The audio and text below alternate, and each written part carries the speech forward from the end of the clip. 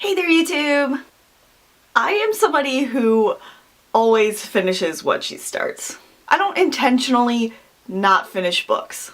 I have a few books on my shelf that I started reading that I haven't finished yet, but I always have the intention or the idea that I'm going to go back to that book. I want to read that book. I want to finish it. I don't really have books where I start it and then I just stop. Most of the time, I don't get to that point where I'm like, I can't read this anymore. I need to not have this in my life ever again. That is until recently. Even if I'm not liking a book, I will read the whole thing. I might even read the whole series. I did this with Divergent. I read the whole series mostly because I wanted to find out what that thing at the end of the third book that everyone was upset about was. And I didn't like that series, but I read the whole thing. I made a video about why I didn't like Divergent. People still to this day ask me, why did you finish the series if you didn't like it so much? And I think I have this thing in my head where I feel like I can't talk negatively about something unless I've finished it or like seen it or read it all. Because there might be something at the end that redeems it. Or I'm not giving a full review or full opinion because I haven't read the full work. Sometimes I won't continue with a series, but I will always like finish that first book. Like I read Dream a Little Dream by Kirsten Gear, and I didn't really like that book, so I decided not to continue with the series. But I did finish the whole first book even though I didn't like it that much. There's a book that I've been reading recently that I just cannot get into at all, and I just do not like it one bit. And that is Trial by Fire by Josephine Angelini. I can't read any more of this book. So if you don't know what this book is, it's about a girl who has like really severe allergies and she gets transported from our world into like an alternate world or a fantasy world. And then in that world, her allergies and what made her so weak in this world became her strength in this new world.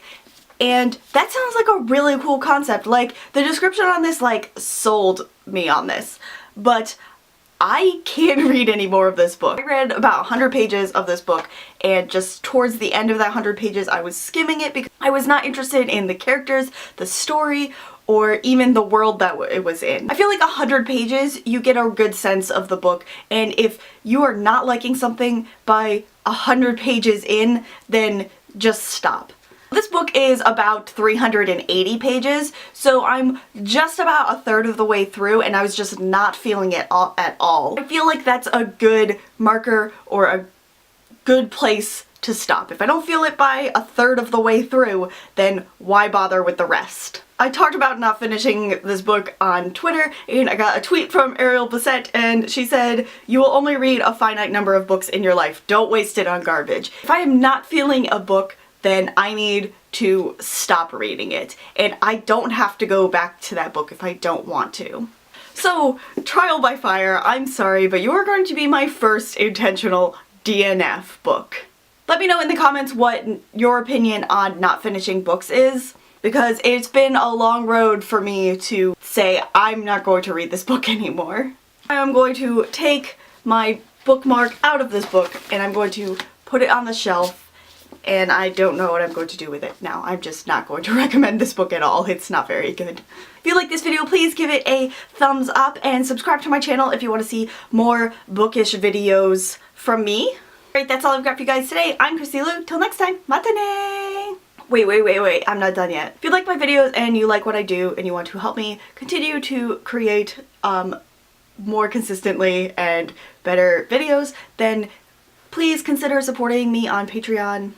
So Patreon is kind of like a tipping and rewards site. It is kind of like a monthly Kickstarter type of thing. So you donate a little bit of money to me. It doesn't even have to be much. It's just like as little as $1 helps out a ton. And then I will give you some sort of reward. It could be just access to additional blog posts, thoughts I'm having, additional videos, or it could be a postcard colored by me and sent to you, or even a care package. It's completely voluntary. You can if you want to. You don't have to. It's just there if you want to. Always likes and shares and comments are always great forms of support. Alright, that's it. Bye!